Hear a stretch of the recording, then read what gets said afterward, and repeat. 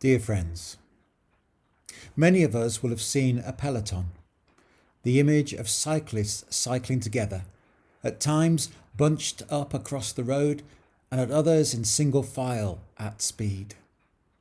It's a fascinating and complex part of professional cycling. Different teams sometimes working together, sometimes in competition to enable a single rider to triumph. I love cycling and have undertaken some long distance rides across the UK and a couple of times from London to Paris. The first time I cycled across the UK was on the Trans-Pennine Trail and was with a group of people raising money for our church.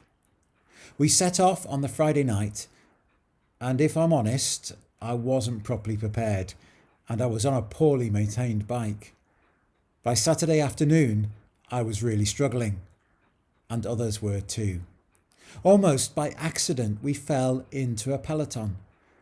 As we tackled the strong headwinds, we found a rhythm and put a considerable number of miles behind us. Part of the discipline of the peloton is that riders take it in turns to do the hard work at the head of the pack. On that Saturday afternoon, we all played our part up front, helping the whole group reach our destination. This Sunday is Trinity Sunday. The Sunday we focus on the eternal truth of our triune God, traditionally referred to as Father, Son and Holy Spirit, and that God is all three and one. There have been, are and will be a myriad of explanations to help us to understand this. One of these is to talk about the triune God as a community of love. This not only helps us to understand our Trinitarian doctrine, but it also gives us a model for our own relationship as Christians. As God exists three in one in a community of love, so we are called to live in a community of love. More times than I care to remember, in conversation with non-churchgoers, I have heard the argument, you don't have to go to church to be a Christian.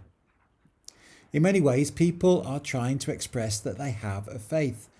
Yet, this is a dangerous extension of the individualization of faith that we have allowed to creep into Christianity. The truth is that the triune God calls us to live in a community of love, not in isolation. Living in that community means at times we will be carried as in the middle of the peloton, and at other times we will take the lead. But at all times, we recognize we are part of a team. We are one. We have a gift to offer into our increasingly divided society, and that is the idea of a community of love. My prayer for this Trinity Sunday and each day is that as churches we model our being on the very nature of our Trinitarian God.